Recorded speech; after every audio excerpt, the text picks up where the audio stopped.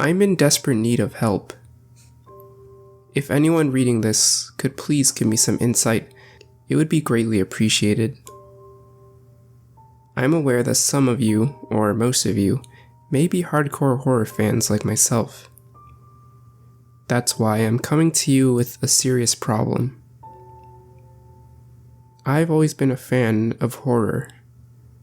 I've always enjoyed a good jump scare or a creepy feeling to keep me up.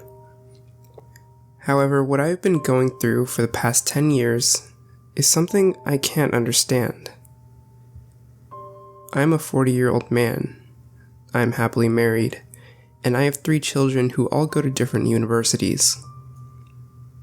Every year, my wife and I would get extremely excited around the fall season.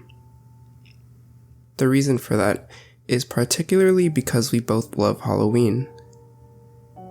We would always spend a good few grands on decorations and candy. We were known as the go-to house in our neighborhood for scoring a mother load of delicious treats. However, as I mentioned, something strange occurred 10 years ago. One night, my wife and I were enjoying a little quality time together when we got an unexpected knock at the door. I answered it and was nearly knocked off my feet from the sudden scare. When I opened the door, I was greeted by a large person in a yellow rabbit costume. They looked like a mascot. At close examination, the costume was a little unsettling. The head of the costume contained massive cartoon eyes and ears that were quite long. The whole costume was pretty impressive. It looked like one of those full-body costumes you couldn't just find in a store. It was like one of those suits you would have to pay a pretty penny for online. The bunny held the small jack-o'-lantern bucket in his hands. He proceeded to hold it forward without saying a word. This is where the problem comes in. This happened in the early part of September. As you can imagine, we didn't have any candy to give the poor fellow. I didn't want to be rude. I thought this could have just been a confused person. There was no way it was a child. The person was huge. They had to have been at least 6.5 feet.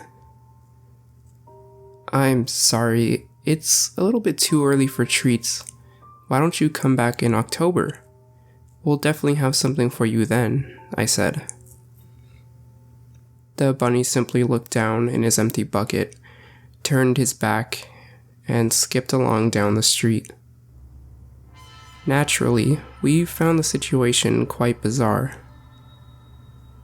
This wouldn't necessarily be a cry for help if it ended there.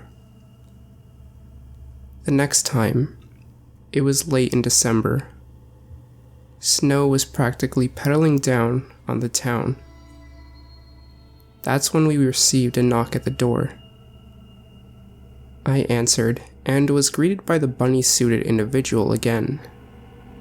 The suit looked visibly dirty, as if it hadn't been taken off in who knows how long. The funny thing is, this person never came to my house on October 31st. Not a single time. I tried to be nice again, and told the person there was no candy. I also told him he should probably find some shelter from the blizzard. There was no way I was letting him in my house. The next time it happened was in the middle of January. At this point, I was quite frankly getting a little bit irritated and uncomfortable.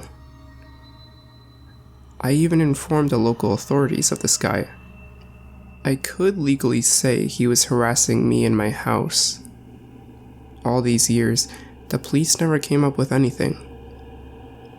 I let this go on for 5 years before we decided to move. One time, I even answered the door with my gun and threatened violence. Apparently, that didn't intimidate him in the slightest.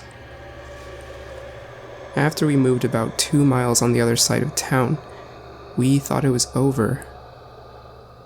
For a few months, nothing happened. Until one day, I got a knock at the door. I didn't think it would be him because everything seemed fine. We didn't have any problems for a while. However, when I answered, it was surely the costumed rabbit person again. His costume was completely filthy. I could see large accumulations of dust and spider webs. I could even see the little spiders crawling over his body. It was as if the costume was beginning to rot. No matter how many times I threatened violence or snapped on the guy, he would always come back. This is what I need help with. A few days ago, he came back. I was reluctant to answer the door. It never worked before anyway. This time when I answered, I could see splats of a dried, red substance along his mouth and torso. I just wanted this encounter to be over with, so I reached into my pocket and handed him some peppermints.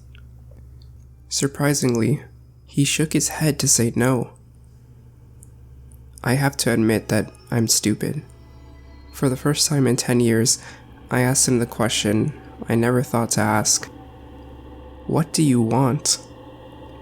His body went still for a few seconds. Then, he extended his bucket towards me and gestured for me to look inside. I nearly vomited at the sight. Inside his bucket, there was a heart. For my own conscience, I chose to believe it wasn't a human heart, but I have doubts. In an act of defense, I punched the bunny right in his face. His soft cotton head went flying into my front lawn. What I saw then has kept me up ever since. Under the mask, there was nothing. There was no person. It was just empty. I looked over in the yard at the discarded head. I swear, for a split second, I saw the head blink. Before I could even process what was happening, the body ran towards the head. It picked up its head and ran at an inhuman speed. I don't know what to do. I don't know how to deal with this. I could honestly use some help. I've gone to the police. I've gone to my kids. Everyone thinks my wife and I are crazy. I'm desperate for help. I'm afraid that my life and that of my wife are on the line. Why? Because this morning, something was written on my front door. See you on Halloween. For one last time. I'm taking that as a threat. We've already decided that we'll be leaving town for Halloween. I don't know if it will matter. What if he finds us like it did after the first time?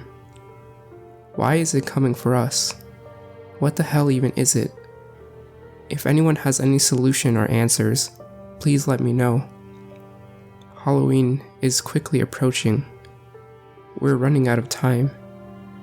And if a big yellow rabbit comes to your door on Halloween, or any time, slam the door in his face.